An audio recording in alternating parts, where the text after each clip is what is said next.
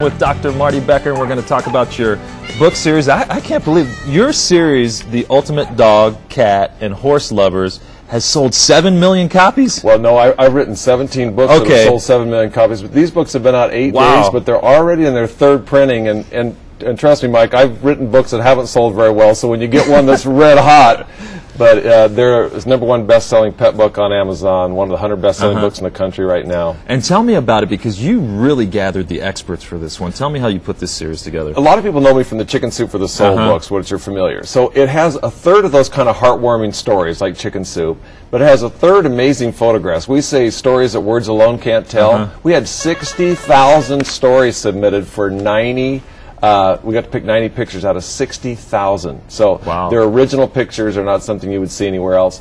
But the part I'm most proud, so 1/3 heartwarming stories, 1/3 amazing photographs, 1/3 must-know info. And that's the part where we can help Sammy, because we reached out to the world's top experts for the most common pet problems with new solutions. All right, let's talk about Sammy real quick. I've got an Airedale Terrier. First thing that he does, he jumps on me when I get in the door. And embarrassingly enough, he kind of tinkles a little bit when he gets crazy. He's a high-strung dog. So what can I do to fix that? No, off camera, I guessed it before you even said it. He said it. I was like, how'd you know? Yeah, he is psychic.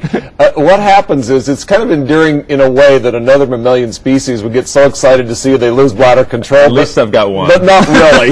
So first thing you do is it's all related to dominance and submission. Not that you're dominant in a bad way, but what it does is showing submissive behavior. So what you do is you delay the greeting. You don't say, "Hey, Sammy, how you doing? How you been, boy?" And you don't meet him face on like this. You actually avert eye contact. Don't look at him. You turn sideways so that your profile appears smaller, and you don't greet them. And so you let the threshold go back down. And then the jumping up, any behavior like that is positive, consistent reinforcement. Not like what you see on TV. We won't mention the TV show or the person, but negative reinforcement, jerking the chain, yelling at him, kick him with the back of your foot. You could get your 4 or 7-year-old, or you can get Sammy to intimidate him into behavior, but it only lasts for a little while and there's negative consequences. So you want positive things. Here's what you do for excessive barking or jumping up.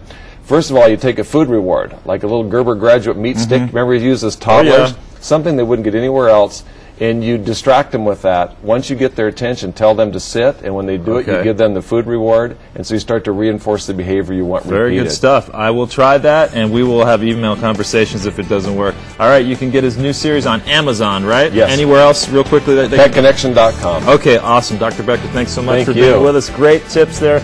Grab his book. Stay with us. We'll be right back.